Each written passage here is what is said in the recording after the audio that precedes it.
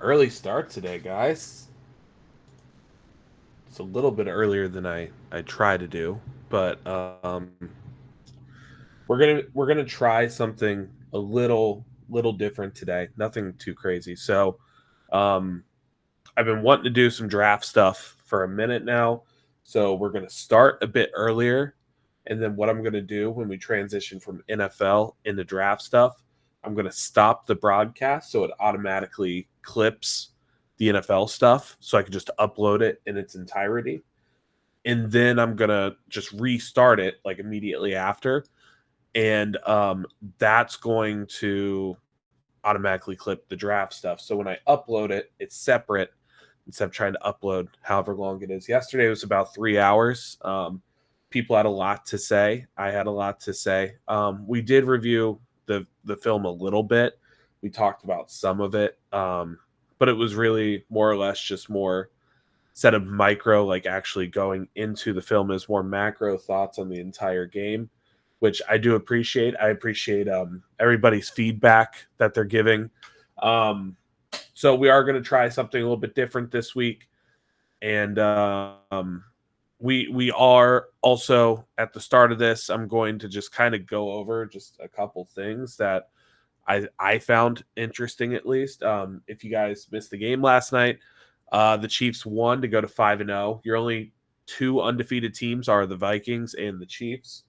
They beat the Saints. This week it's going to kick off Thursday, 49ers Seahawks. We will be watching that one live in here. I will probably not be around for any of the 1-4 o'clock games. Maybe I'll be here for Giants Bengals. It depends on when I get back. I have a little weekend trip coming up. So we'll just kind of play that one by ear. But tentatively speaking, we will be watching that Thursday nighter in here, and we will be more than likely watching that Bills Jets game in here as well. So just a couple things going on. Since you're 5 games in, you are what, 2 games back now. I think the Ravens are first in the North. The Steelers are tied with them record wise, but Ravens have like the slight edge because they're 1-0 in the North. But you're 2 games back, so now your destiny isn't fully in your hands. You've lost a division game. So now we kind of have to look and see where the rest of the league is and what are some key games and some results that we kind of need. Thursday night, obviously no impact. That's an NFC game. The first game to kind of take a look at here is going to be the Browns and the Eagles. I don't know why I just grabbed that. There we go. Browns, Eagles. That's going to be a 1 o'clock. The hate watch is on. We are cheering for the Eagles. And also, we are playing the Eagles in 2 weeks and the Browns in 1 week. So that kind of works out. You get to, kill 3 birds with one stone. You get to hopefully watch a division rival lose again. You get to watch how the Browns are playing, and you get to watch how the Eagles are playing. So that's going to be a super interesting game to watch. You're going to watch the Commanders and the Ravens. The Commanders are hot right now. That offense is probably the only one on par with ours. You saw what we did to the Ravens passing defense. I think the Commanders are more than capable of doing that as well. The only problem is the Commanders defense is maybe marginally better than ours, if they're even better at all at this stage. So again, another 1 o'clock hate watch for everybody. If you really want to get into the grand scheme of things, you're behind in the wild card race to the Chargers and Broncos. It's a bit early for that. But again, just no ties. You want this to just be clean cut. You want just a win and a loss. And then obviously Steelers, Raiders, you want the Raiders to win that one. So here's what you're looking at. If the Eagles, the Commanders, and the Raiders all win, that would put the Ravens at 3-3, the Steelers at 3-3, the Browns at 1-5. And if you take care of business against the Giants, you'd be 2-4. You would be 1 game back, essentially, of the AFC North. So that's kind of what's at stake this weekend. That's why that Ravens game, at least to me, was as big as it was. Because if you win that, you guys have the same record, you and the Ravens, but you would kind of be almost like a half game up at that point with having the win over them. And now you got to try to go 1-1 and split the season series. So you got to go into Baltimore on a Thursday night and take care of it. So short week. That's later down the road. And, if you don't start stacking wins now, that game doesn't matter. That's the stage you're at. It's the ultimate put up or shut up. You're going to find out whether pressure makes diamonds or if it makes this team fold here very, very, very quickly. Because the Giants have not been playing bad football. Just to recap last week, the Giants did beat the Seahawks. The Seahawks were lining up for a game-tying field goal, I believe, and the Giants blocked it, returned it. Score looks a little wonky, but regardless, it's a game that came down to the last play, even though it's technically a 2-score game. So, it'll be an interesting game. It depends on if Malik Neighbors plays or not. They struggled moving the ball, but the Seahawks struggled a lot too offensively, and we're going to get into that when we watch this game. I don't see really any other games that are too interesting here. Like Jags, Bears, the Jags have been underperforming. The Cardinals, Packers, that could be fun. Cardinals just beat the 49ers in a division game. That was fun to watch.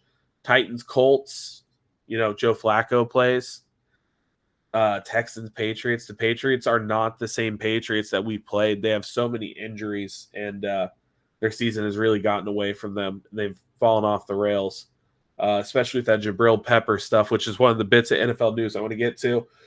This is all allegations and allegedly Jabril Peppers. He was doing cocaine and he abused a woman. We don't have full clarification. He and his lawyer, I believe, said that they have video evidence that exonerates him fully, but he did admit to cocaine use, it sounds like. So I believe a suspension will probably be coming for violating the NFL's drug policy. I'm not exactly sure on what recreationals like cocaine do. I don't know if they treat that as harshly as they do like PEDs or something, but they're going a bit off the rails there. That is one of their captains. So they're spiraling. That Buccaneers Saints game at 1:00, that could be a fun one to watch. You watch the Bucs last Thursday night lose a close one to the Falcons in overtime. Kirk Cousins swag surfed all over the field for over 500 yards. Chargers, Broncos, Lions, Cowboys, that's a fun one at 4:25. This is going to be, if you guys are YouTube TV people like I am, right here is going to be your quad box more than likely. You're going to have Chargers, Broncos, Steelers, Raiders, Lions, Cowboys, Falcons, Panthers, and then right around probably 7:30-ish, 7:45, you're going to start feeling the jitters for that Bengals game that's going to be coming up in prime time. So that's kind of what we're looking at. And then the next bit of NFL news, let me see if I can find this on Twitter. But George Pickens is apparently being a locker room cancer with the Steelers right now. Let's see here. Let me find the clip of Minka Fitzpatrick talking about him. Here we go. I think too many people don't want to toil. In order to see fruit, you got to toil for it. I think too many people don't want to toil for it. They just want to walk out here and think that they're going to make plays and think that they're going to perform at a high level. I think we need to have more people that want to work for it and not expect it to be handed to them, because this is the NFL. Nothing's handed to you. You got to earn everything. And I think that, dudes just think that because they're wearing the black and gold that they're going to win games. And I think we need to check that mentality and make people realize that they got to earn that mentality, and they got to earn every single blade of grass, every single splash play, and every single rep that they get out there. They got to earn it. So A lot of speculation is about George Pickens. Just to fill in some of the backstory on it, it looks like he isn't doing his media obligations. Apparently, there's stuff going on behind the scenes. He's not happy. Um, I don't know if this is going to result in them trading him or moving on or what. This is all speculation, but that is a team captain and Minka Fitzpatrick. Fuck Minka Fitzpatrick. I think we all agree on that. But that is a little bit of an interesting comment to make. So it seems like a very pointed comment towards George Pickens, and if they lose Pickens, that is their alpha on offense. That's their guy. So that could be a pretty big loss for the Steelers there if he doesn't figure it out. If Tomlin doesn't get it under control. So we are going to just kind of jump right into this. I'm going to skip the special teams here. So it looks like we're doing Giants offense first. So no clicker or anything for me today. No like graphics or anything. I'm going to keep it kind of simple. I don't want to have to go through that full setup. It's a little bit of a process, but kind of an inauspicious start for them there with the fumble.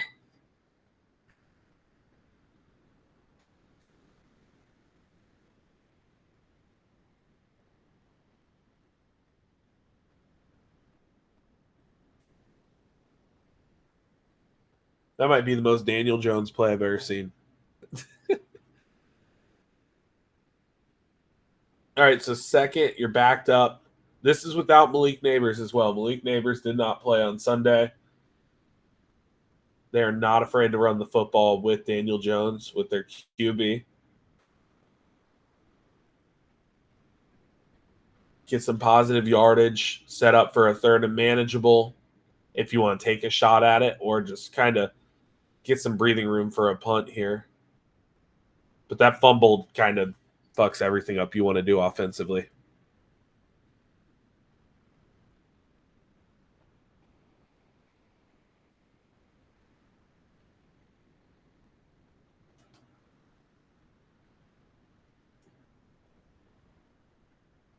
Damn, did he pick that up? First down.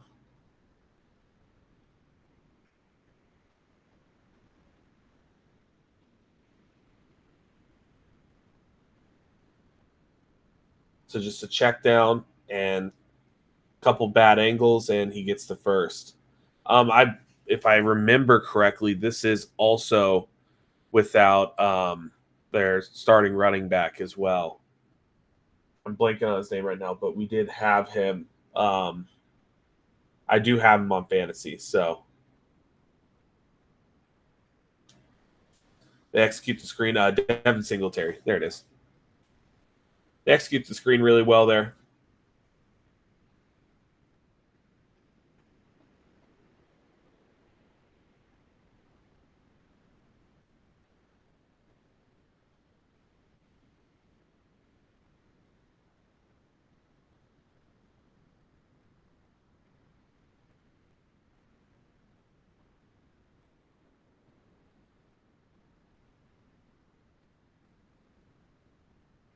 Easy completion to the middle of the field, just right in the hole of the defense. He just sits. And this is something to watch for. Daniel Jones has been playing pretty well. Just sits in the hole of the defense, turns upfield, gets close to a first or the first itself.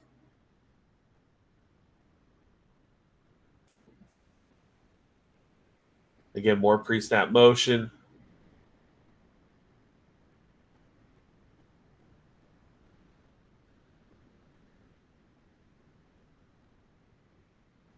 I don't know if anyone was in here or if any of you guys were in here for Monday Night Football last night, but we did have Max come up. He talked a little bit about Miles' game, and we talked some about this game. And we both were talking about how good the Giants' tackles are.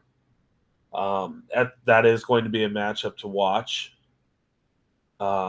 He said Miles is excited for the opportunity to go against their tackles. So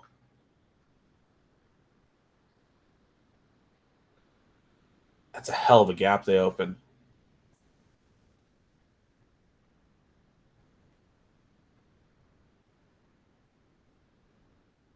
So he's checking at the line of scrimmage. And then Tyrone Tracy, if I remember correctly, this is his rookie year. He's out of Purdue, running back. This might be year 2. Drafts kind of run together sometimes. But again, you had a huge fumble that you recovered for a big loss on your first play of the game, and you're moving the ball pretty effectively. They go back to the draw on 3rd and short.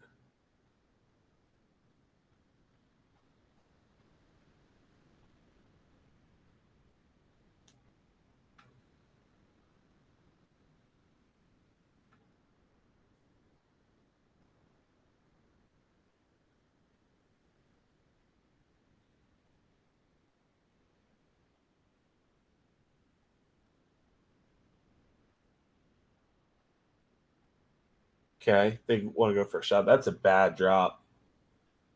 I don't know what he's really going to gain. He's probably going to get about 3 there.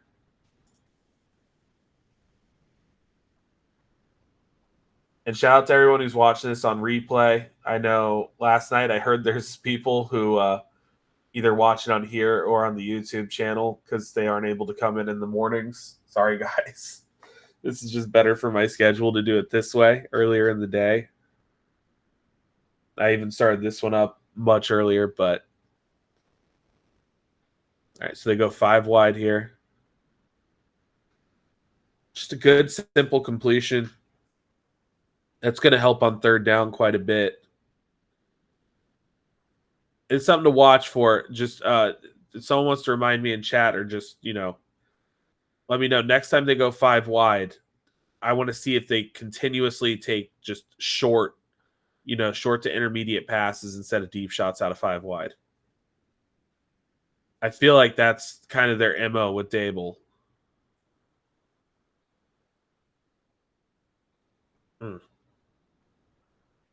That's close. Did he get that first?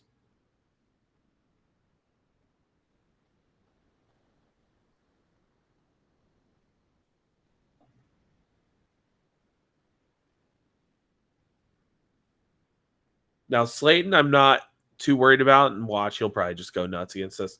I will say everyone's talking about Malik Neighbors. Wan'Dale Robinson, I feel like, has done really well for them.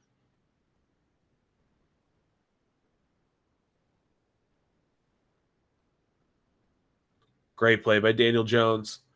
Kind of move around in the pocket, contort the zones of the defense.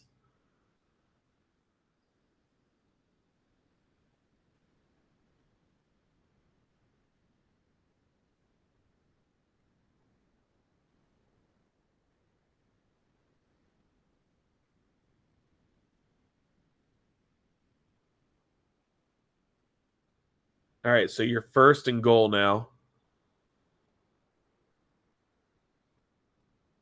A little bit of confusion, it looks like.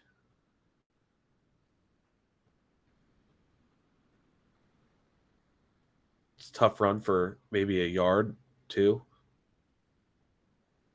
Look at all this going on pre-snap.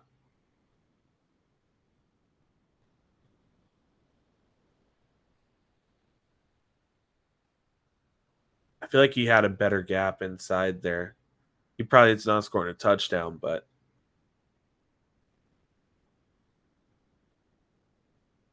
all right, so now you go 5 wide. You got that bunch to the bottom of your screen here. Seahawks saw that coming all the way. Look at how they set up pre-snap here. You see how they keep they keep a linebacker right there. The spy. That's a big hit for a QB to take, especially off of a repaired knee too. I know it wasn't low, but you got an extra lineman offset there at 75. You didn't get it. Seahawks defense holding up in the red zone so far. Look at 75. That's what we were doing, Cody Ford. I forget what game that was. I think it was the Panthers game. We were doing that with Cody Ford in the backfield.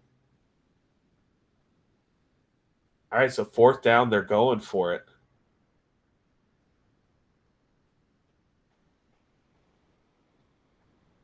Oh, that's close. Oh, did they give the fumble there? The way he's running, it doesn't seem like. Well, he does have like a slower tight end chasing him.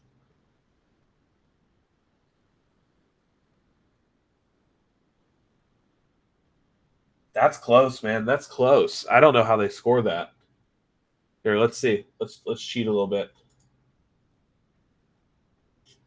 All right, right guard for no gain, fumble recovered by Seattle, touchdown. Replay review reviewed. The runner was not down by contact, and the play is upheld. The ruling on the field stands.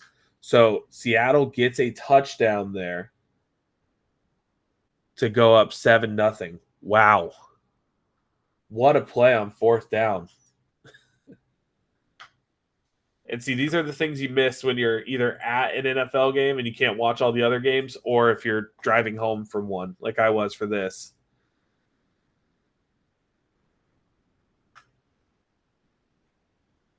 So you get all the way down to the 1 yard line, and that's how quickly your game turns. That reminds me of Bengals Browns in 21, that first game. We drive all the way down the field, just throw a pick six. So about maybe a yard if they're being generous. No gain. So you got second and long here.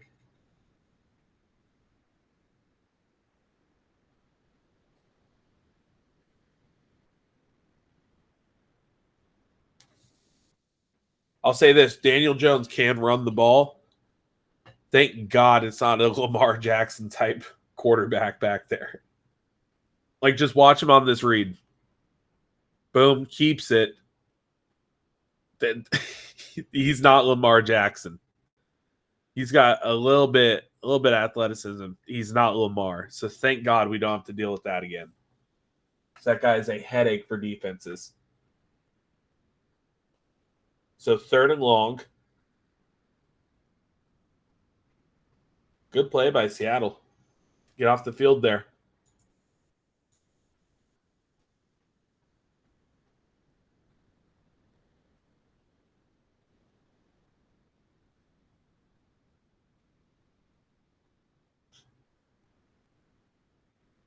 Couple yards short here. Let's see, do they punt the ball? So, yep. Okay. They punt the ball, so you know what that means. We're moving forward to play.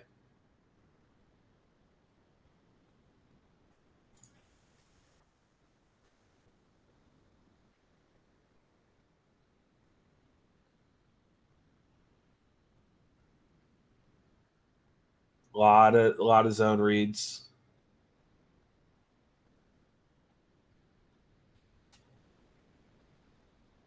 I feel like that's going to be how they kind of attack us. We played it a lot better last week on the zone read. Max and I were talking about Miles on one. He stayed home. It was on a not Devin Singletary. It was on a Justice Hill run, and it was Logan's responsibility to cover the running back on that, and he wasn't in position to make a play. And so again, just you got to clean it up on defense, especially against these zone reads. It's cheap yards. Again, you can call it a college offense all you want, CTB, but if it works, it works. It's good completion right there.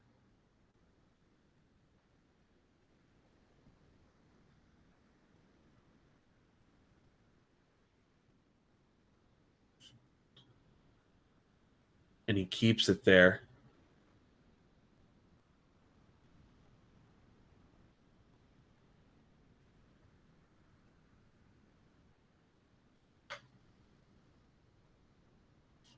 It's a nice little move.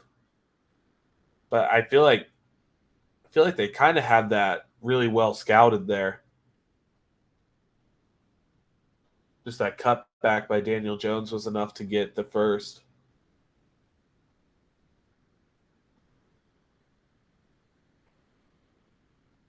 Oh, big run. that Tyrone Tracy?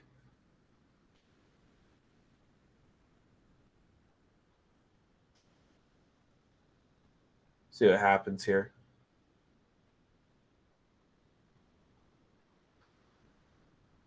They get up to the second level. You got a piece of that linebacker. That was enough to spring that. That's the first like big explosive that they've had today.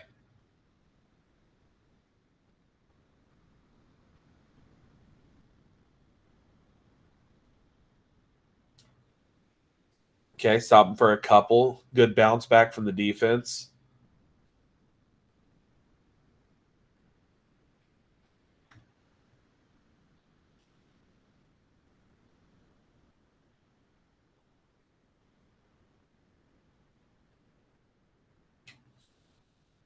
All right, motion across.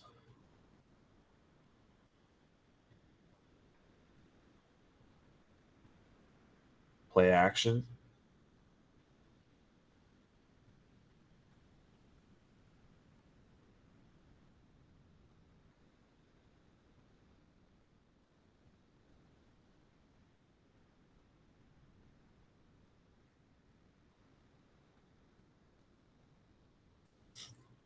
They're blocking their asses off up front on that O line so far, and I do like Seattle's D line.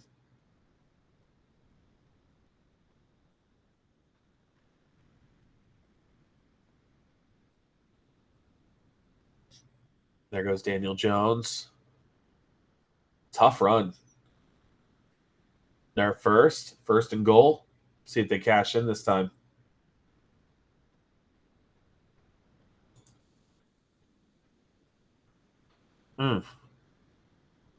Guy had him in the backfield too.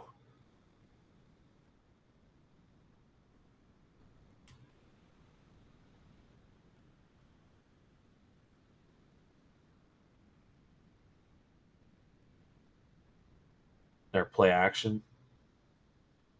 Great play design.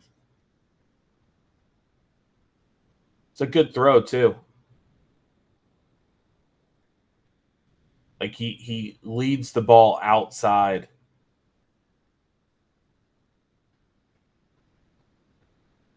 Gives the wide receiver an opportunity to turn his hips upfield and score there. All right. So far, the Giants in this game, we're through a quarter and not quite a half of a quarter. And the Giants had 2 drives, and one went for a touchdown for the Seahawks, and one went for a touchdown for them. Here we go. I know at one point this year I'm going to skip a special teams play. And it's going to be like a touchdown or something. But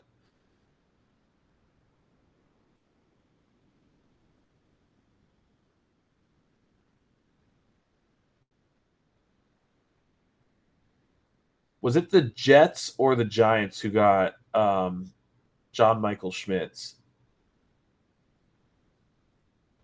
As a center I liked a couple years ago.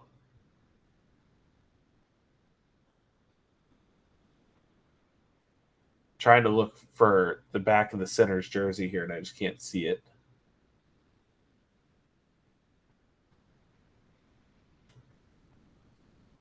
They're using Wandale in a lot of motion. Good pickup by the running back there. Enough to give Daniel Jones time to complete the pass.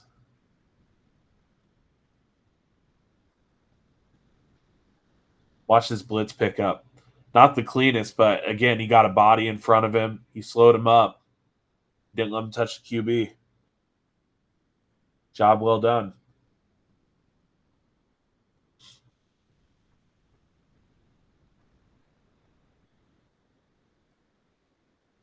Again, Wandale in motion. He's in the slot.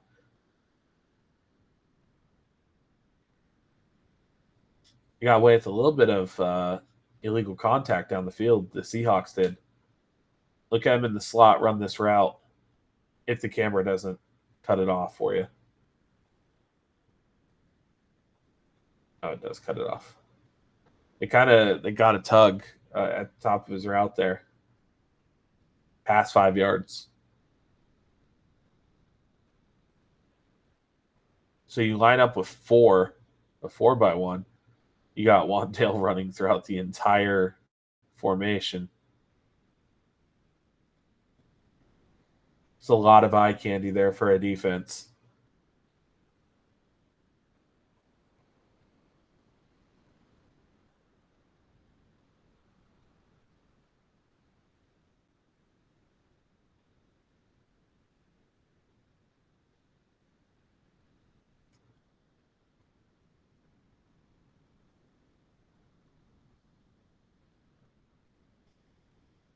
Again, one thing Dayball does that I like, it's a lot of pre-snap motion. Now they're rushing 3. They kind of got a spy on. Oof. That's a good shot. That spy did a good job just sticking with him there.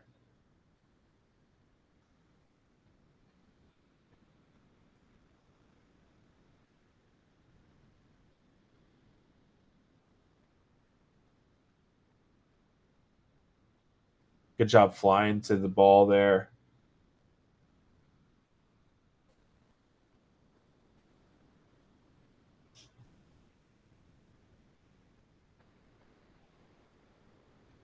More play action. Good run after the catch there. And you're going to get fined. You did finger guns. That's where we're at with the league right now. Again, the blocking up front. This Giants O-line has done pretty solid this game so far. I'm not sure on this season how good they are, but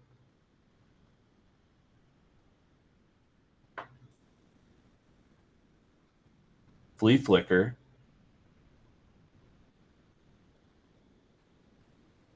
Okay. Emptying the playbook on the Seahawks a little bit.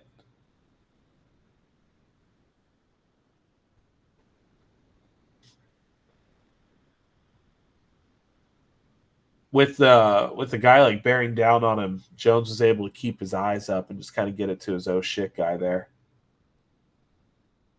Good awareness. All right, checking at the line of scrimmage.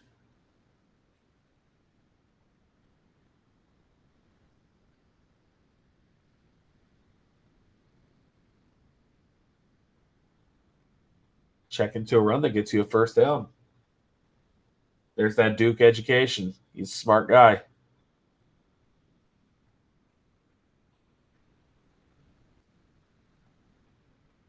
That's a good cut, too.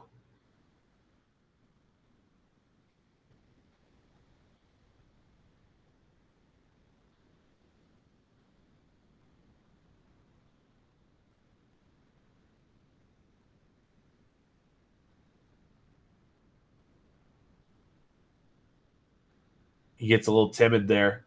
You see that one? Watch this pressure get there. If he doesn't freak out, that's a completion. See how it happens. Oof. Is that Jaron Reed? Jaron Reed just beat that guard. That was nasty.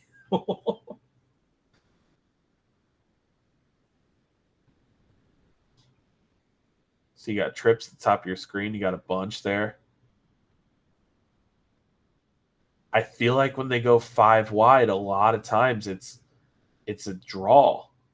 I feel like that's very, how do I put it? It's very predictable. Again, they give you a lot of different looks out of the 5 wide, but it feels like it's always a quarterback draw. And I mean, props to Jones. He's taking a couple shots. He's fighting for every yard he can get. That makes this a convertible opportunity. And he just misses. Tough window throw.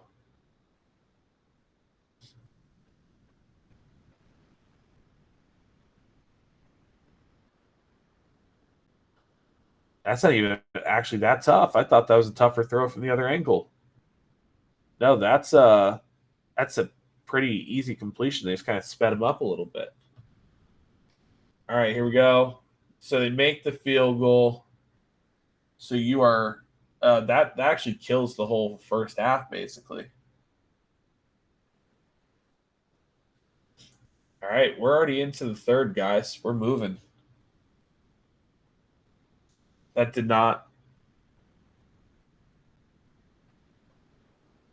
A lot of ball control going on. All right. So hold on, let me update the game situation here before we get too crazy. It's 10-10. The Giants start with the ball in the second half. So 10-10, full 15. This is your first play out of half. Again, checking at the line of scrimmage.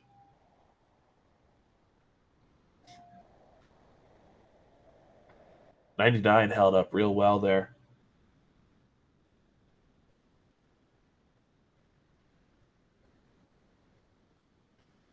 Again, shuffling guys around before the snap. You motion your running back out. Let's see what they do here.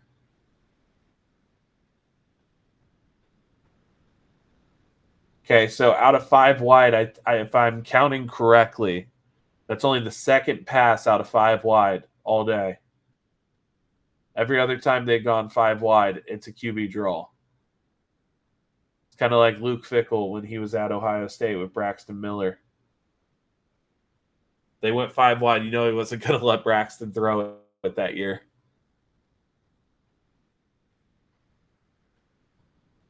All right, motion across. So you got 3 at the bottom of your screen there.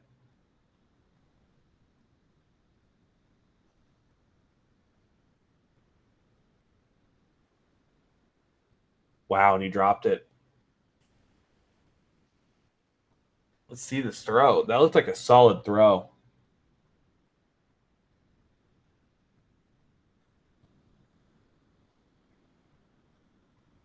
Tight coverage. Yeah, that should have been a catch, man. Wandale should have caught that.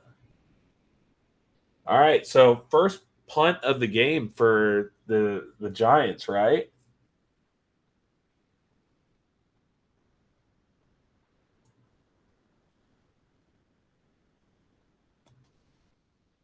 Ten. They get the ball back pretty quick here. Hope the Bengals D have a plan for neighbors. Ooh, that's a dime from Daniel Jones right there. Yeah, I think that obviously the plan for neighbors, you're going to have to treat him like Jamar. You're going to have to throw everything at him. And you're going to have to, say, hey, you're going to have to beat us with Wandale Robinson and whoever else, Darius Slayton, and they can. Giants have not been awful. I know the stigma is there, but look at Daniel Jones right here, man. That's a hell of a play. The only problem is he's not Lamar, so instead of that being 20 yards and him going down the sideline, that's 4. But I don't think the Giants are some world beaters, but they just won against Seattle. They put up a hell of a game against the Cowboys. Malik was all over the place in that game. I get the Commanders beat them without scoring a touchdown, but also the Commanders are beating everybody right now. So, and they're running the ball effectively too with Tyrone Tracy. Again, I like the Seattle D line. Jaron Reed, I think, is a very, very good player. And they just drafted Byron Murphy there.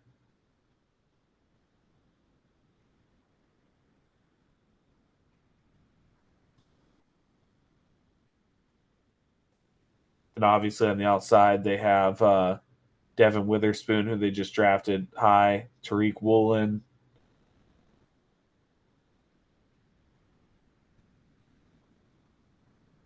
Another shot. It's open. Wow. The Giants were cooking on that drive. Is that Darius Slayton right there?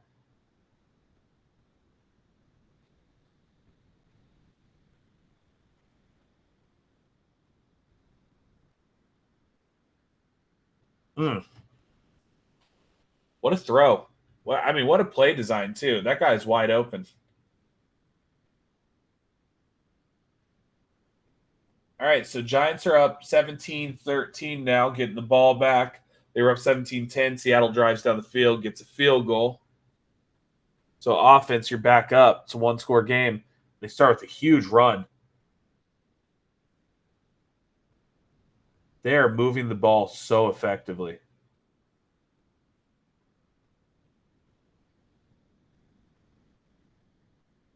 Why was this game so close?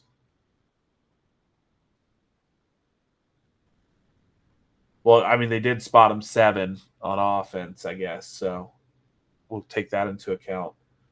Wonder if it's just a time of possession thing. But so far, this offense is cooking right now.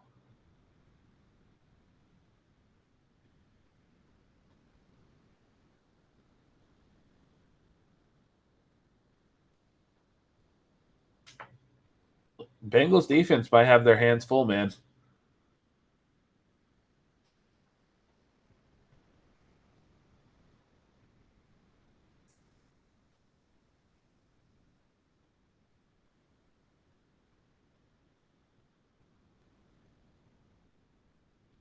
Their handoff, he cuts outside. Get a couple yards there. 3rd and short.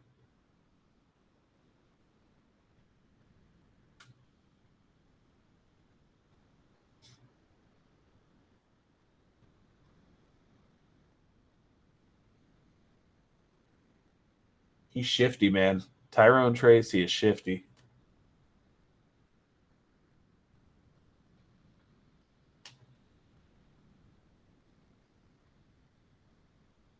So short. Decided to go outside again, and there he goes. Another big gain on the ground. They are running the football all over Seattle.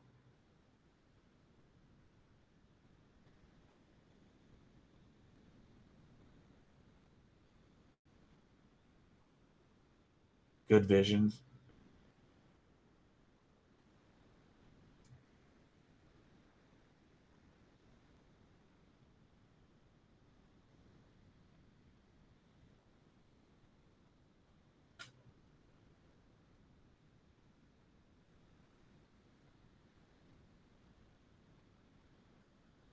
Easy completion. Get about 4. It's a good pickup on first down, especially in plus territory where you're thinking like a field goal here. Make it a 6-point game. Force them to score a touchdown on offense, which it looks like they haven't done yet to this point.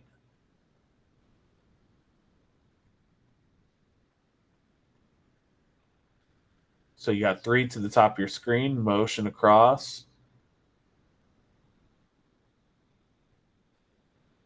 And he just kills the play. Okay.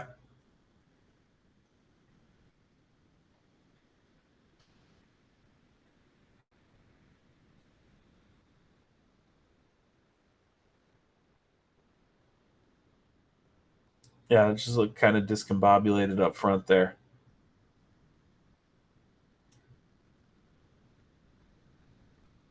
All right, so 3rd down, outside the red zone. It's a great route, too, to get just beyond the sticks. And the Seahawks are playing soft coverage, too, there.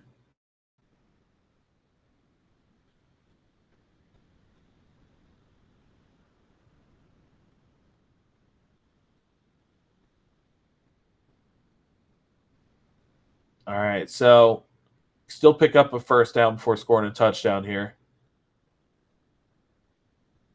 Here's Danny Dimes trying to figure something out. Looks like a sack. So first down sack in the red zone. Not optimal.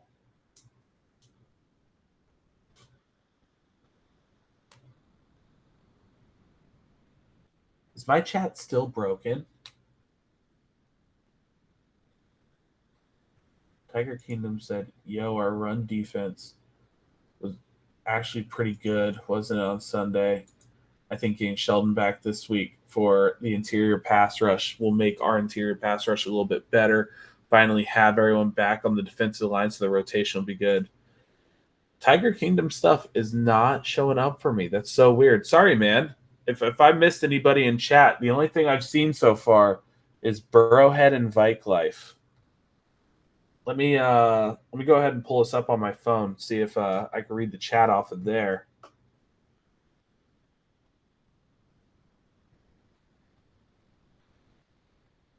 That was the only other. Okay, cool. My chat's been so weird today. I'm gonna have to reset it once I'm done with all this stuff.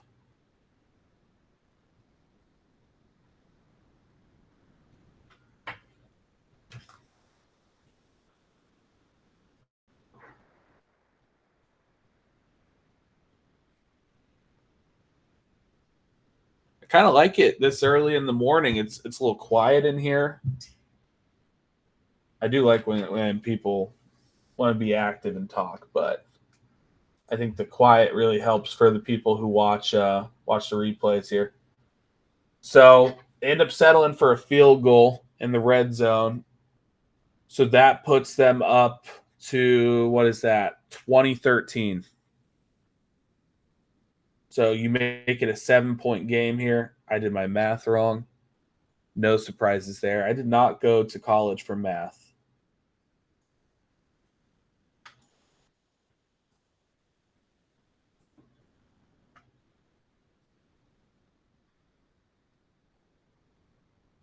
All right, decent gain on the ground here. Let's see the situation real quick. So you got the ball back. You got a full quarter. You're not in your 4-minute offense where you want to just chew clock yet, but you're getting closer to it. You're up 7. So if you're the offense here, you're thinking any points are good points. Any time of possession's good time of possession. You don't have to rush anything, but you also, you're not going to go away from throwing the football if the look is there. So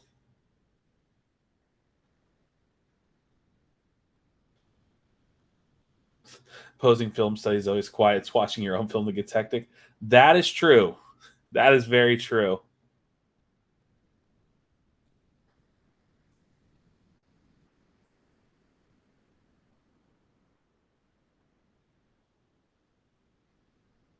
And they're in plus territory, too.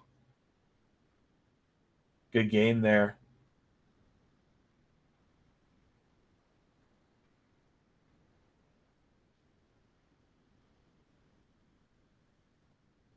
Man, I'm liking that running back.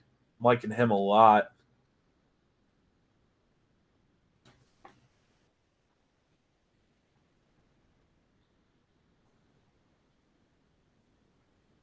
Good movement on that combo block there.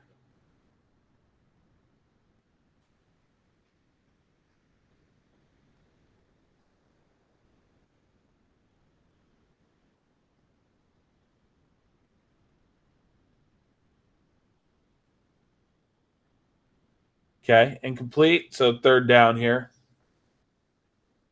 Again, it's another convertible situation. If I remember correctly, he was on our draft boards. Yeah, Tyrone Tracy definitely was. I was a big fan of the concept of drafting another running back. Like, I think Zach Moss is what Zach Moss is, but I do think, getting a young, explosive guy to pair with Chase Brown, or, a guy who I really liked was Braylon Allen. I really liked him, but I was higher on him than Tracy. But Tracy looked great in this game. But they're also blocking their asses off up front. This Giants O-line is really just like controlling this game.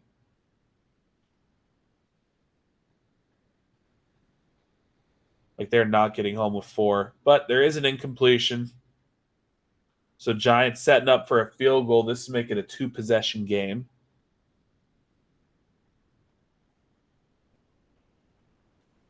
Okay, so make the field goal here. 23-13. All right, Giants get the ball back. Still up 10. 10 minutes left. This is where you want to go on a drive to just kill some clock here. It's where you tell your O-line, we're going to lean on the D-line. You get a good block in the middle there. Let's see this.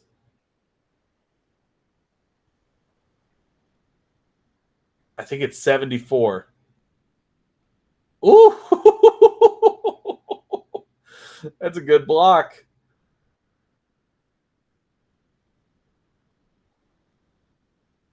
He said, fuck your anchor.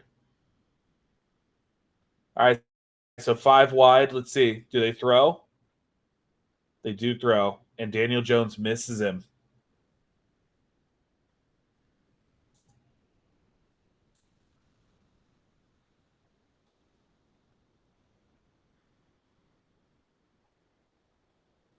It's just a miss on your QB. So now the clock stops, and it's 3rd down. Again, I like not going away from the pass. It's still too early to do that, but you want to complete that one so you can keep the clock ticking. Darius Slayton just took a shot.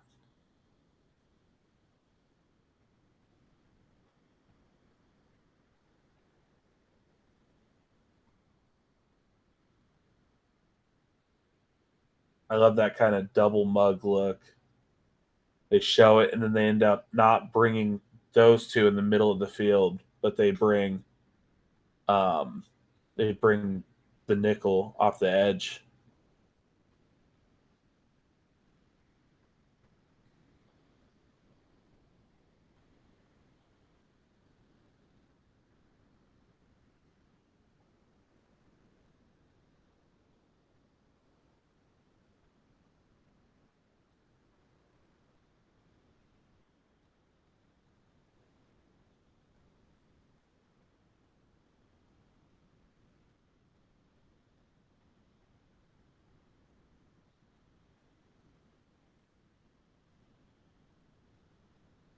Good run again.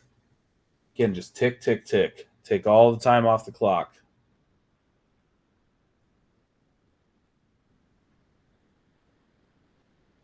Finds a gap in the O-line there. Not enough for a first, but enough to, make this something you can pick up on the ground here. On 3rd. They decide to pass it.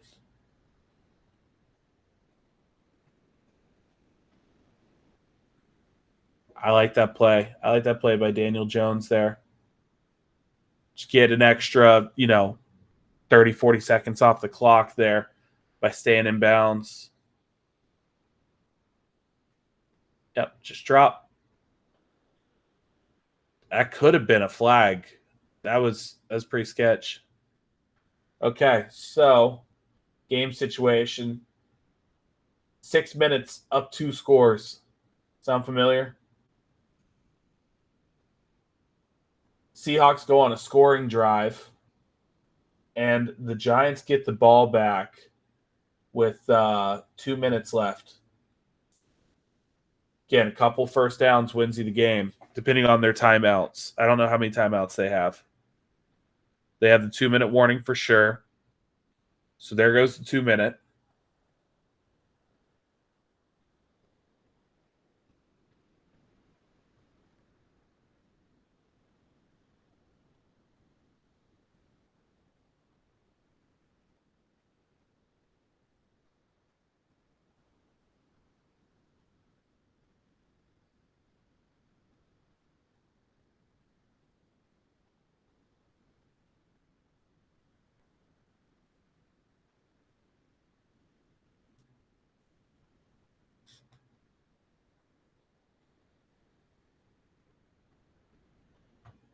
All right, here's your 2nd down play. Again, heavy personnel, just running the football.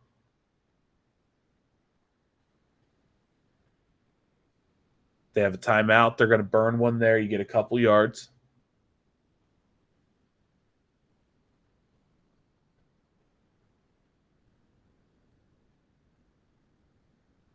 Let's see what their decision is here. Decide to throw for it. And, ooh, that could have been a pick, it looked like. Let's see this from the other angle here.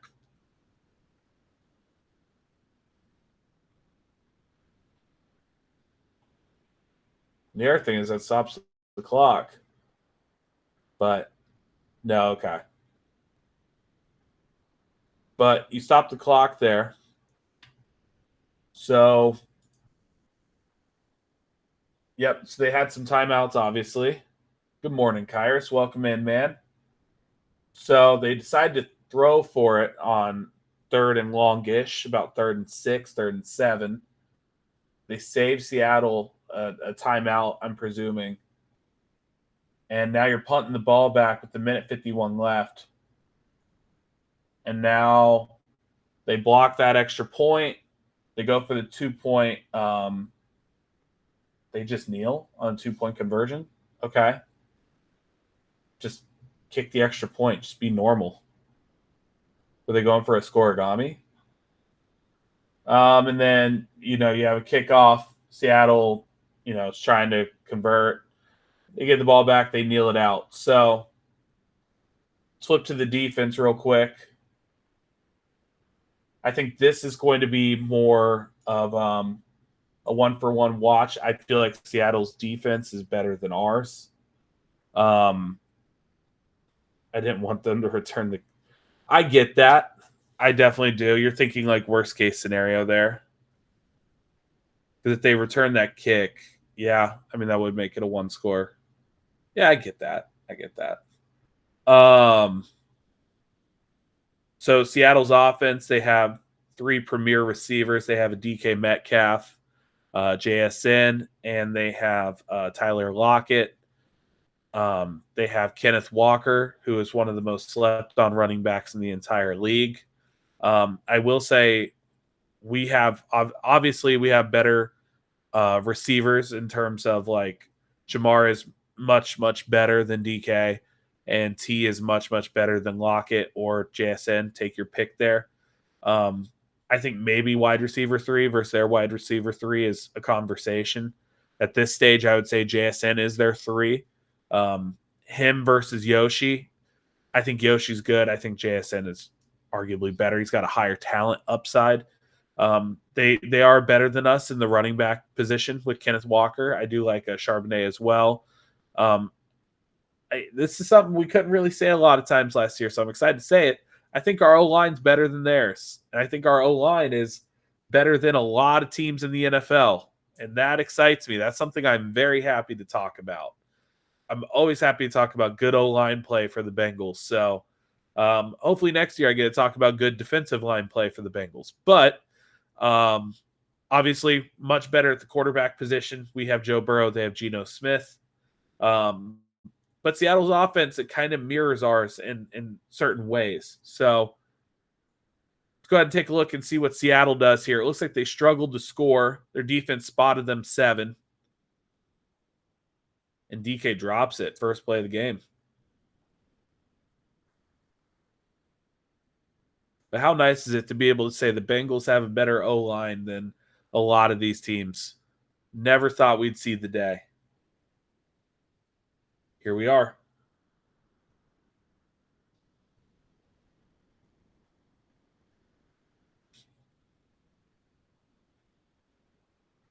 Again, pre-snap motion.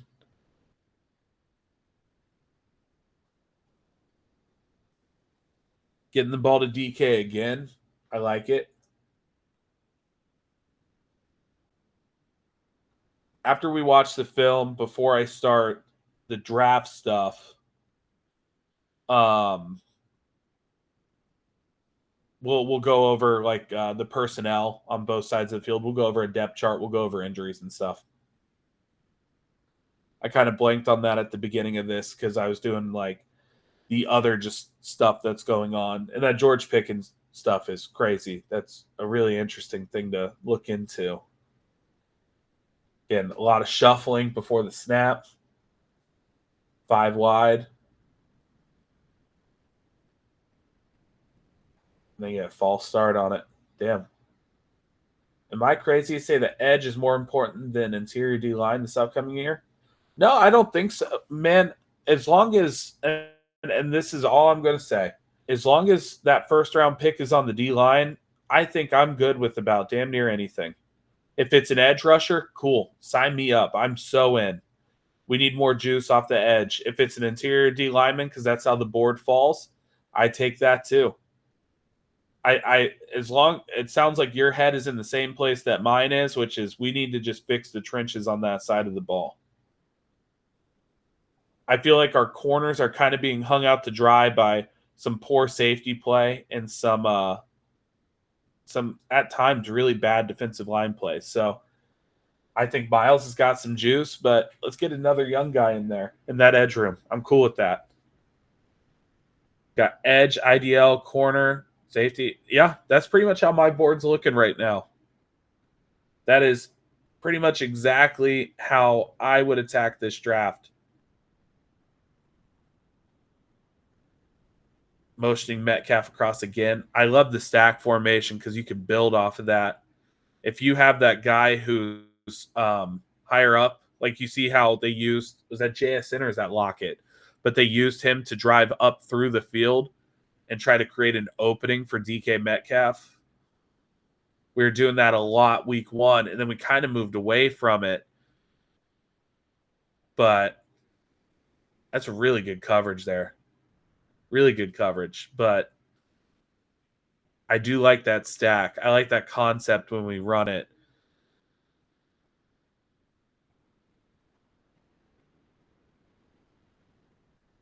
Good decision by Gino.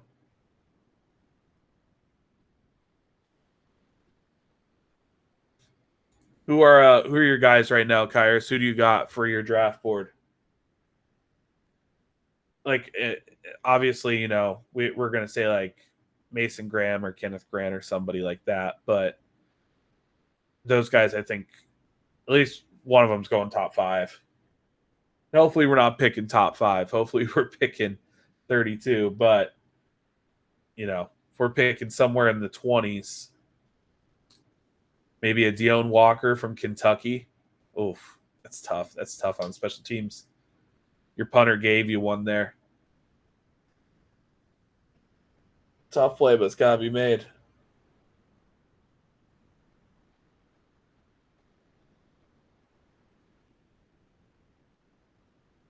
Mm.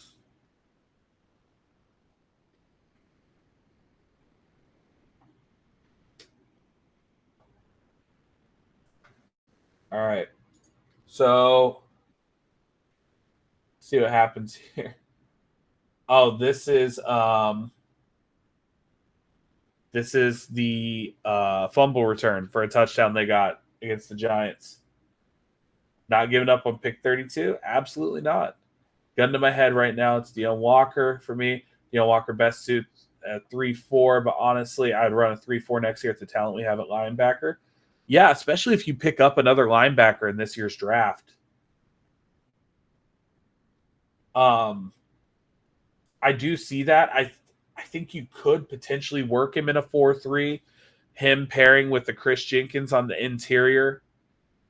I know Chris Jenkins has the athleticism to maybe play, you know, his role on the outside, but man, the concept of having a 4-3 defense with or really just have multiple looks with multiple personnel on defense, that'd be perfect with me too. But having a Chris Jenkins, having a Deone Walker, and then on the edge you have Myles Murphy, and then on the other side, maybe a Trey Hendrickson still, maybe you go spend more money on edge, or you draft another guy. Like that's a young, exciting D line. And then you could just airlift in McKinley. Just drop him in the center of a defense on run stopping downs. Seahawks are going, it feels like underneath on a lot. They haven't taken a lot of shots yet.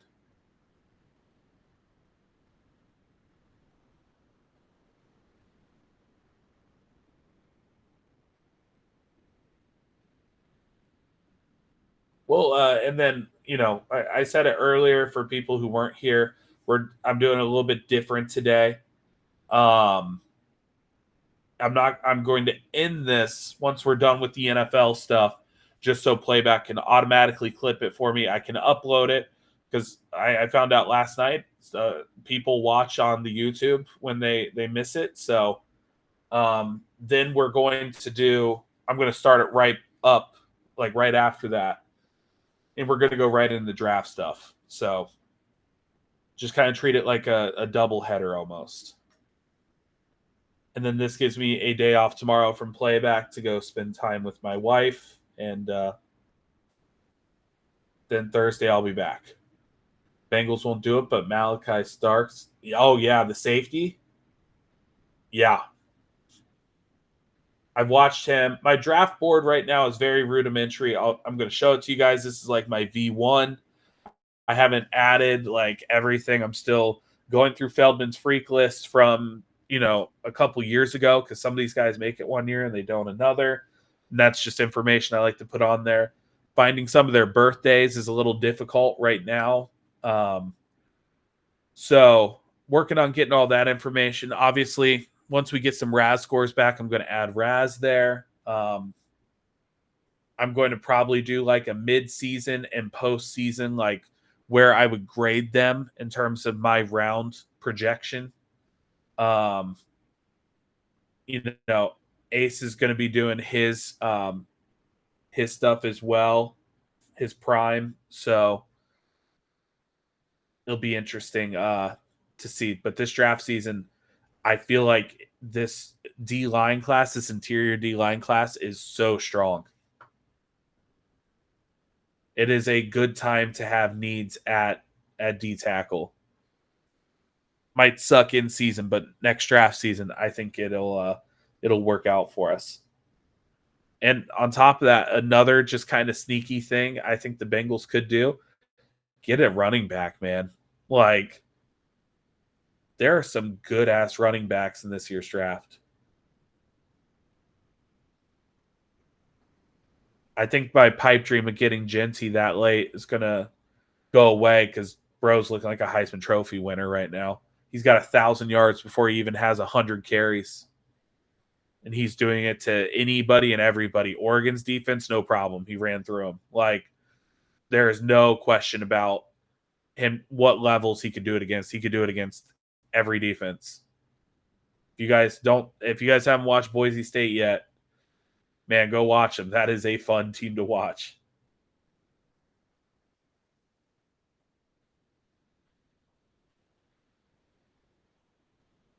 Play action shot. That's a good throw by Gino. Looked like he wasn't even expecting it.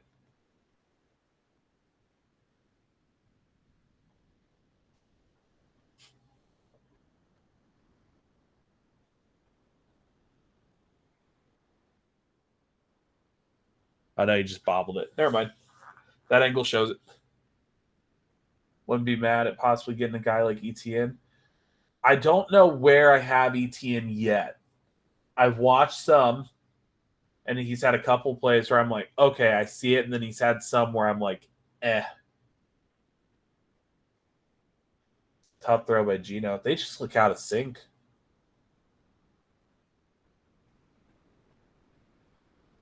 This is kind of just a rhythm and timing throw right here. Milton Williams, Levi O, Lynn McNeil are free agents too. No excuses. This D-line shouldn't be revamped. Yeah, 1,000,000%. And the salary cap's going up.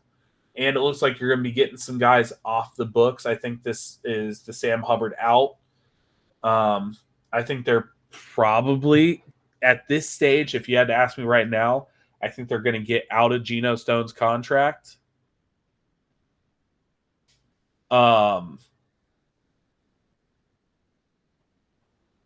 Obviously, Vaughn isn't counting against cap. I'm trying to think about who else. Obviously, Trent's not going to re-sign. Not like he was getting paid a ton, but all those millions kind of add up. And when I say that, millions is a lot to all of us, but NFL grand scheme, not that much. But I would love Milton, though. I would absolutely love to throw a bag at Milton and bring him in.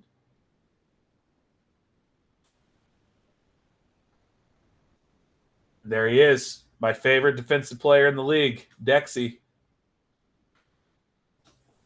Dexter Lawrence he's different, man. He is so different. I hope he sucks on Sunday night, but he's so good. Watch me do the unthinkable and keep Hubbard. I would be a little sick about that. He did have a bounce back against the Ravens.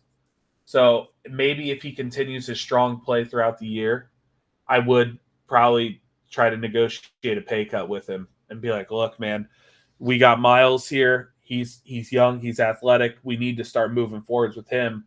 You're a rotation guy at this point in your career. If you can agree to reduce salary, until Lamar bitch slapped him, you are absolutely right. That was a disappointing play to say the least after he had a safety and was doing relatively well. There's a shot. Just that Lockett just dropping to the ground after the catch.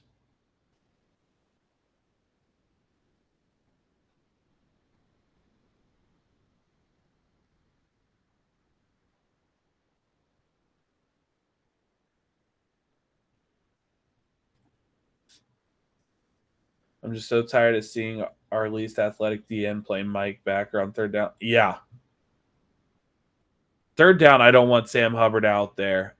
Like, unless it's like a bear front, and you want to just get some big bodies, some run stoppers out there. That's about the only time I want to see him. I hate dropping our edges in the coverage unless it's a guy like Miles, or if Cam Sample wasn't injured, I wouldn't mind that. But schematically, I'm not a fan of that. On third down, if it's a passing down, I want my guys to pin their ears back and get after the QB.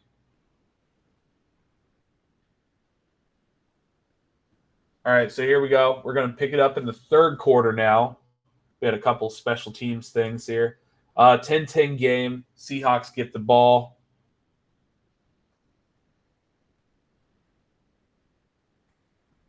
Play action. They're going to take a shot here. Oh, look at Lockett go.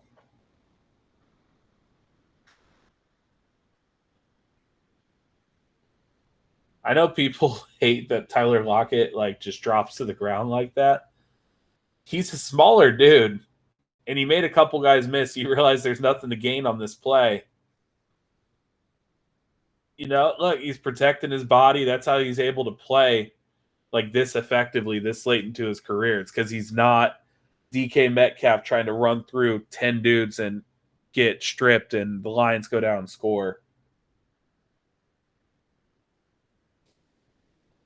Ken Walker. Ooh! He just broke someone. Was that Deontay Banks? I don't even know if Deontay Banks is playing. This Kenneth Walker move is filthy, though. Most underrated back in the league. Oh! Yeah, it's Deontay Banks. Also, Hilton was okay to play 3 quarters against the Panthers, but not this past game. Yeah. I wonder what happened there. But I think he'll be back this week. That's Deontay.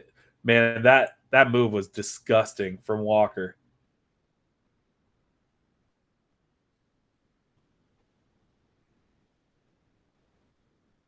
I think he was down. Let's see what they call it here. Apparently he wasn't down. Okay. All right, so Giants go down and score. It's hard to tell from that angle. I need the instant replay angles on here. All right, so it's 17-10. Giants go down and score off that turnover. That's DK's second fumble in 2 weeks. So let's see what they do here.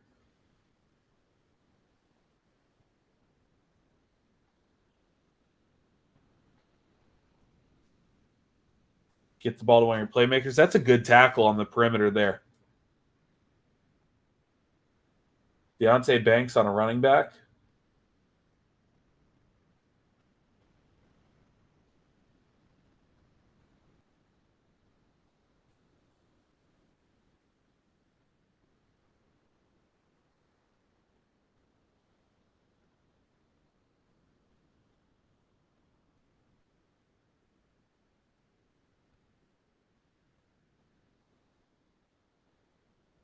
They're showing a single high right now.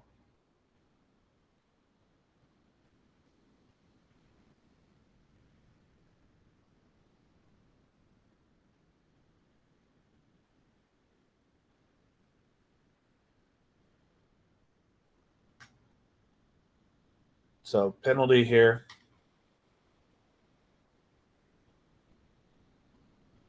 Delay a game at home too. That's it's not even like the Burrow one where they wouldn't let him snap the ball and called it.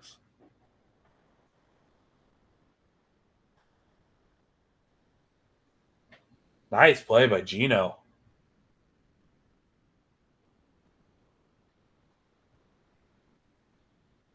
His edge rusher thought he had a shot at him.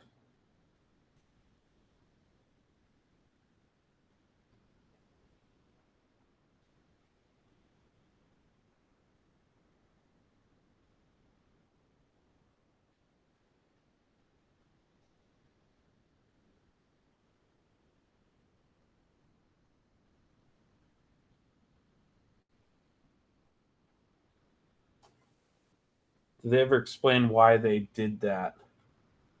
Why they did what?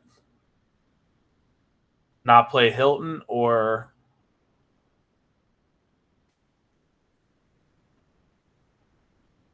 the delay game? No, I don't remember seeing anything about that.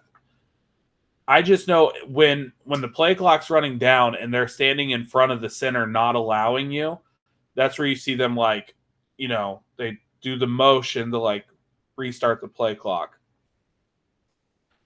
And, that's what Burrow was arguing. And it's like,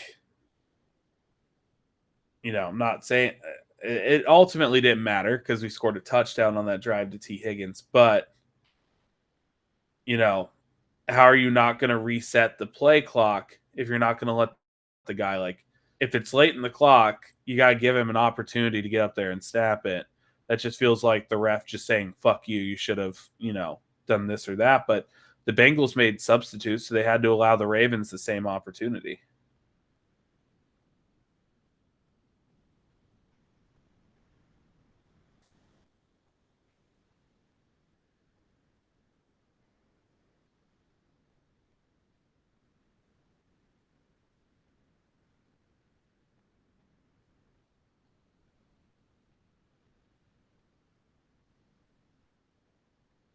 That pass rush gets there.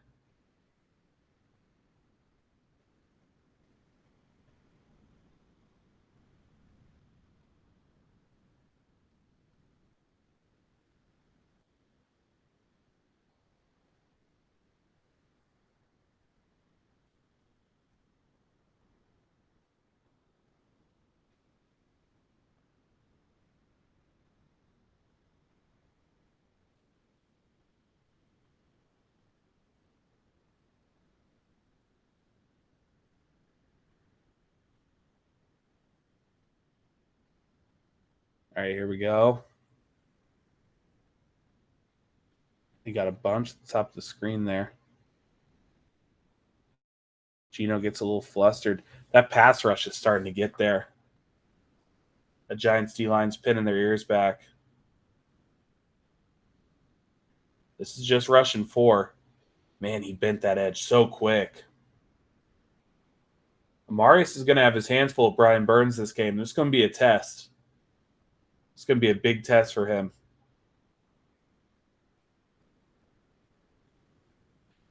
A lot of 12 personnel, a lot of chips to help our tackles out, hopefully.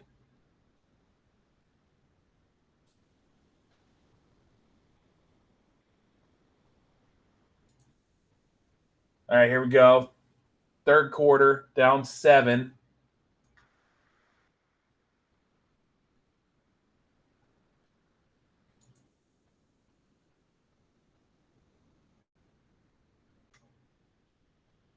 if we don't re-sign T after the last 3 offensive games and how he's looked, I really do question our objective as an organization. We've scored the second most points in the league.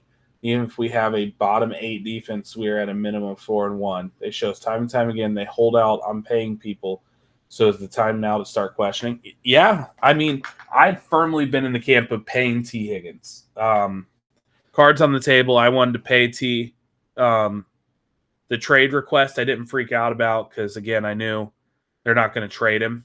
And if you trade T, you're not – this draft had good receivers, I understand. Can we name any receiver that we would have been able to trade T. Higgins to get that pick? Like, no one's going to trade you a pick. You know, the Giants aren't going to trade you the Malik Neighbors pick for T, right? So where we would have gotten a pick, I don't think there's a receiver better than T. Higgins. So, yeah, absolutely. I wish we would have paid the guy. And if we don't, yeah, I do question it. The Jamar stuff, the T stuff, I wonder if they're interconnected in some way. I don't know. That's just speculation on my end. Maybe they're trying to figure out a way to make it work on both ends. But, yeah, if you don't pay T. Higgins and you don't – I like Jermaine Burton. I don't think Jermaine Burton is an adequate replacement for T because of what T brings and what he's done. Maybe T is being a little unreasonable with his agent, but no, I definitely want to keep T. Higgins. So some breaking news that just happened: the Jets fired Robert Saleh. So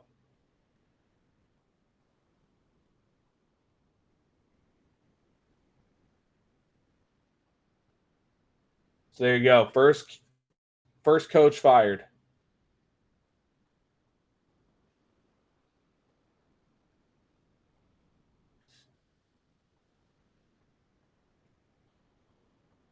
This is his best 3-game stretch in the last 2 years. His offense has looked since he's been back, and the best it's looked since how long? San Francisco, Eagles, Miami have all made it work. Yeah, and no excuses. You're an NFL franchise. You can make it work. Like, are you going to have to, like, worry about cap? Sure. But, you know, there's positions you could get away with a lesser cap hit at. Like, for instance, linebacker. I understand linebacker is, you know, you don't have to go and pay Roquan Smith money to get good linebacker play, you know? You can get affordable linebackers on the cap to adjust for T. Higgins cap hit.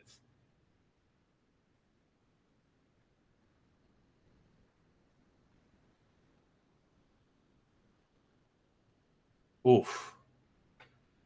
There he is. Their new acquisition.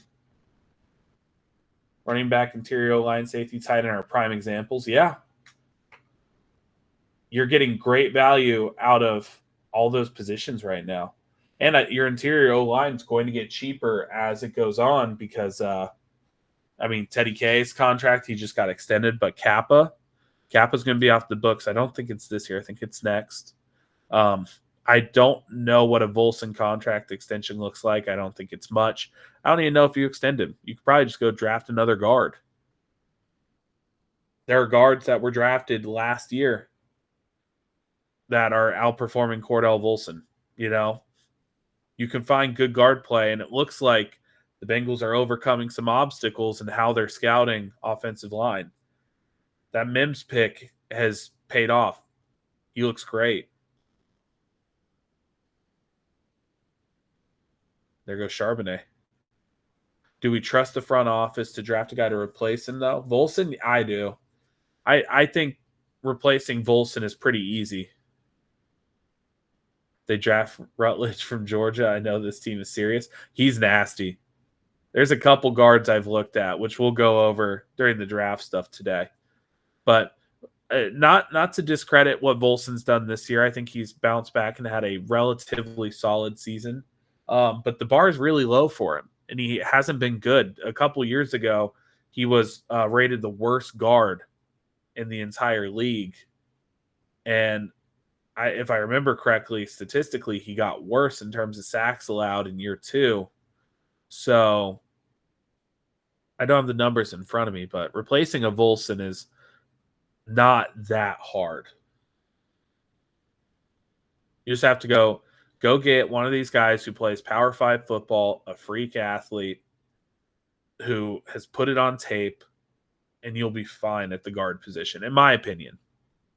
I'm not expecting, Hall of Fame guard play, but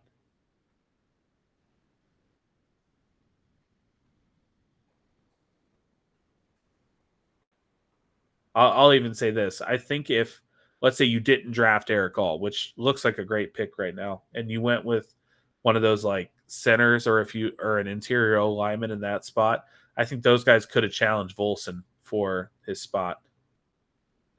Karras is the weak link on this O line this year, and even then, the O line's been good. Both sacks last week weren't on them. Yeah, both weren't on them. Kappa and Karras get driven backwards a few times too many for comfort. Think we may need more than one guard. Hey, if the Bengals go into this draft, and let's just say we got 7 picks, so I don't know about the comp picks or anything yet. Say you got 7 picks coming up in this draft, and you walk out with, 2 to 3 interior O linemen, and you walk out with a couple defensive linemen, I'm pretty happy. I understand you're not addressing your corner or your safety or anything like that. It also depends. You got to pair it with your free agency. If you go and, you pay like a Leonard Williams or something in free agency, then yeah, maybe you only draft one D lineman, like one edge or one interior D line. And then you go get another guard. You go get, there's upgrades to be made all over the roster. And if they want to give Volson like a cheaper 1 to 2 year deal, I'm cool with it. All right, so yeah, Saleh got fired. So situation, the Seahawks offense is stalling out 23-13.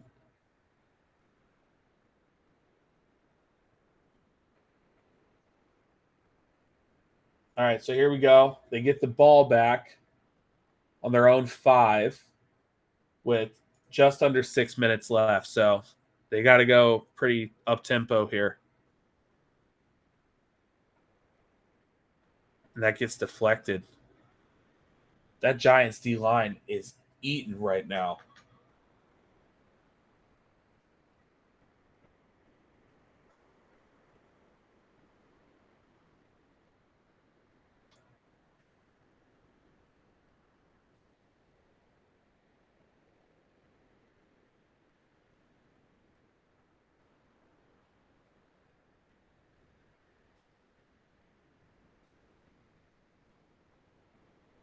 That's a dot. It's a good throw. Screen game could eat this week. Yeah. If the D-line wants to get over aggressive, that's how you keep them in check. Y'all going to hate me, but I love Will Johnson from Michigan. Why would I hate that? I think Will Johnson is the best corner in this draft. I think Travis Hunter, all around, best football player. But I think Will Johnson is the number 1 corner in this draft right now. I do, obviously I think you understand and we all understand a little trepidation with drafting Michigan DBs, but Will Johnson's so good.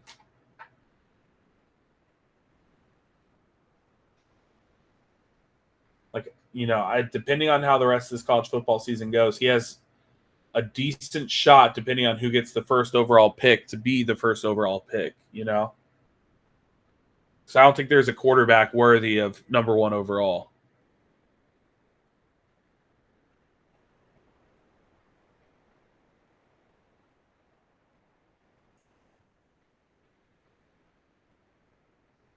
Seahawks are eating right now in tempo. They're just playing soft. This is something I'd like to see the Bengals incorporate a little bit more. Is just, if the offense goes like a little stagnant for a drive, get some like tempo incorporated on the next one. And, really just like kind of that's where I feel like that's where the Atlanta Falcons offense kind of woke up this season was they got in that tempo mode against the Eagles and they just didn't think, they just played. And now they go and they play the Bucks and they're just cooking, right? So we don't really need a kickstart like that to our offense currently, but if it stalls out a little bit, like throw some tempo at these guys.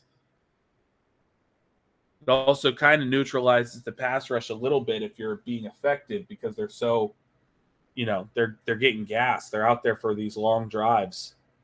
You're not giving them a chance to sub them in and out. Oof. That burn spin move was disgusting on that tackle.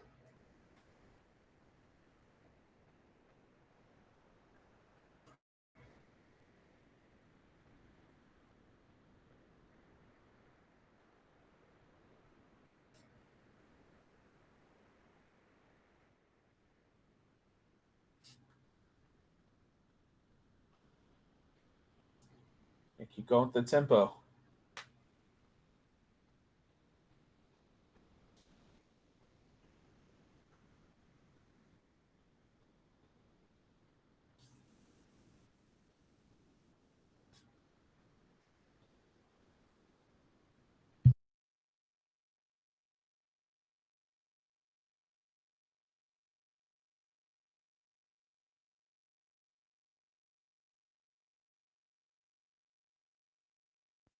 This is their best drive of the game.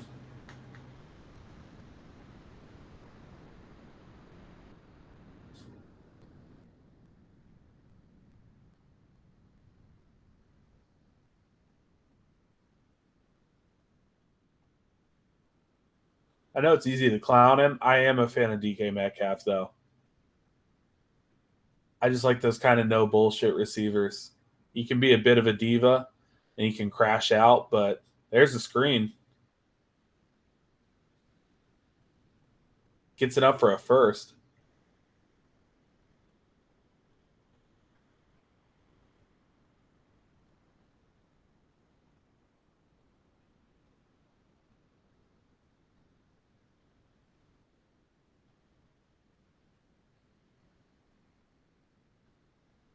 They announced Jeff Ulrich will be the interim head coach for the Jets.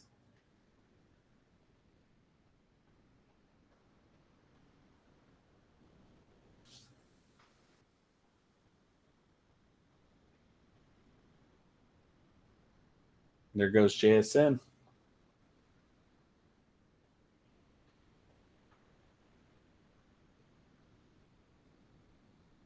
I wonder how Aaron Rodgers feels about Ulrich being the head coach because that's their DC, right? Wonder if he wanted a defensive head coach again.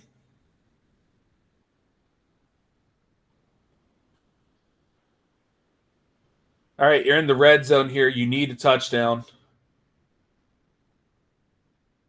Gino steps up and misses on that one.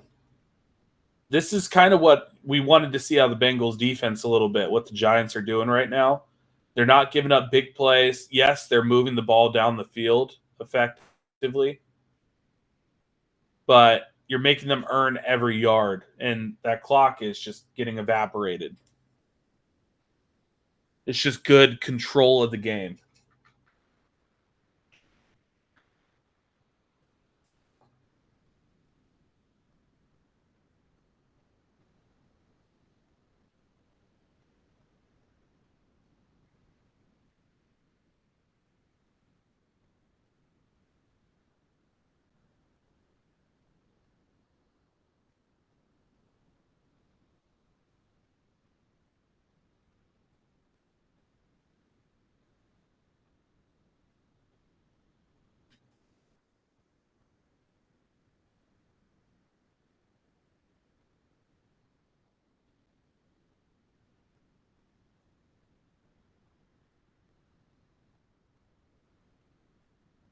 Good check down for the first to Kenneth Walker.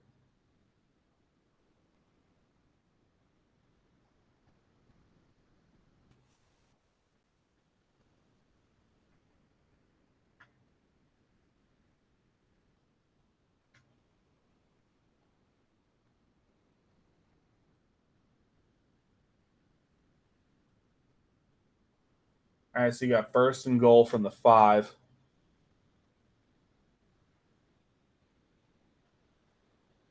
Giants are just forcing him to hit those tight zones, and he's just not able to right now.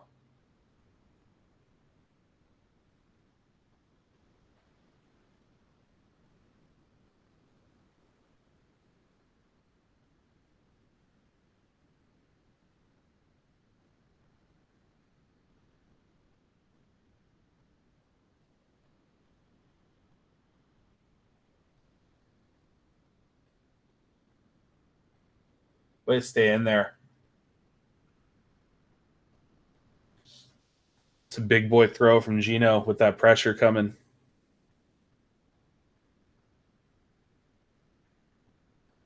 And this is just off of a 4-man rush. That's just a blown coverage.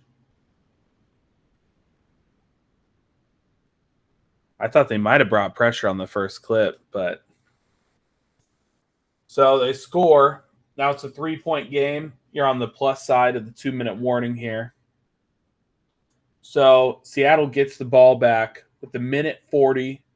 They probably should have a timeout, and they're down 3. So plenty of time to work here. Look at JSN running them off.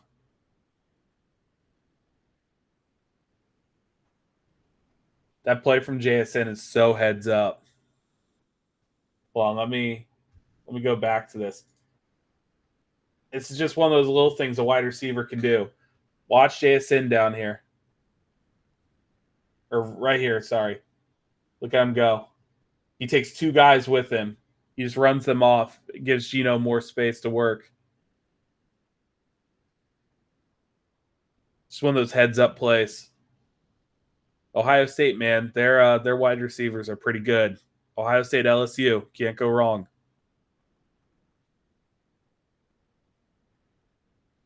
Huge pickup. So now you're set up. Game tying. Go pick up another 10, 15, 20 yards. Help your kicker out a little bit. There you go. Good gain on 1st down.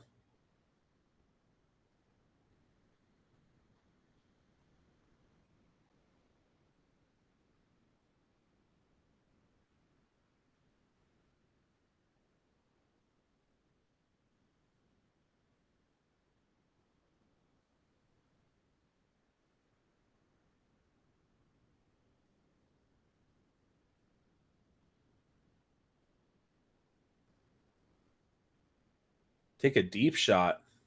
Ooh. Ooh. He just missed on that, too.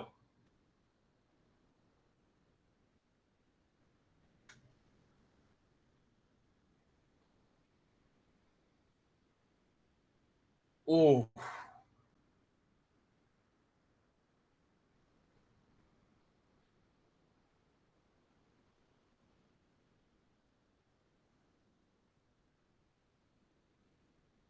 So 5 wide on 3rd down. JSN drops it, man. Oh, that's a tough drop.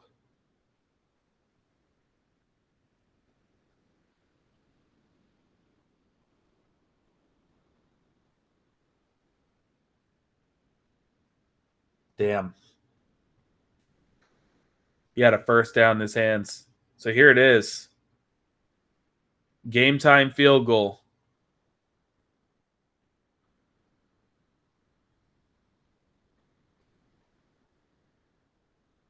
Football is a cruel sport sometimes.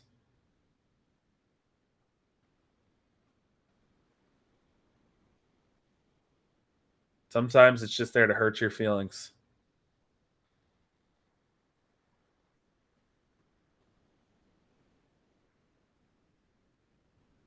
Is that Dexter Lawrence who pushed the long snapper down? What a play. And that's kind of how your game ends. They get the ball back. Gino gets sacked. You got 55 seconds. You're down 2 scores. It's just, it's not going to happen. Let me go ahead. I'm going to pull up that Giants depth chart, like I said. And then we'll end this one. so I can get it on YouTube, and then we'll start the next one up right afterwards. So here we go. Giants depth chart. So Singletary and Malik are still questionable. We'll see. Tyrone Tracy had a great game.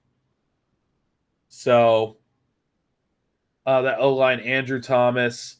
They got Illuminor. Evan Neal is the backup.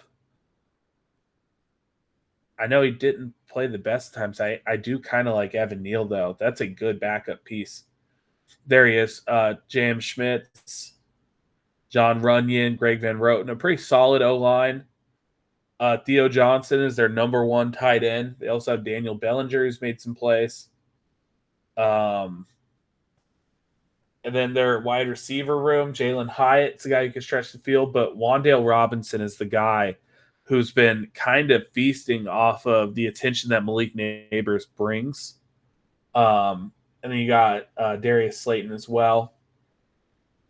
And then if you go over to their defense, this is where they really went all in this offseason. Brian Burns, Dexter Lawrence.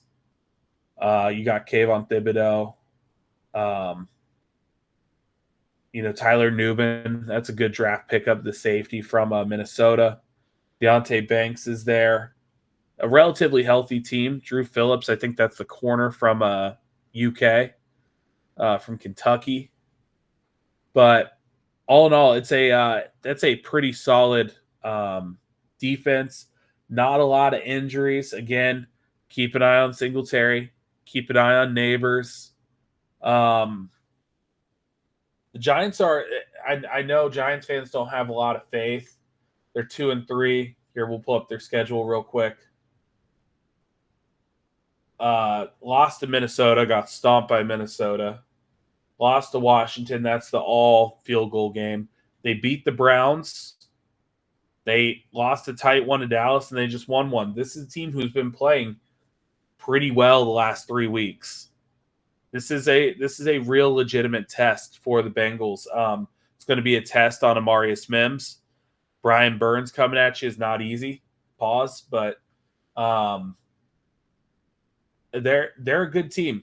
I'll give them their respect. Until the Bengals defense can show me anything, we're going to be in dogfights. So we are getting healthier now. So hopefully we get Sheldon Rankins back.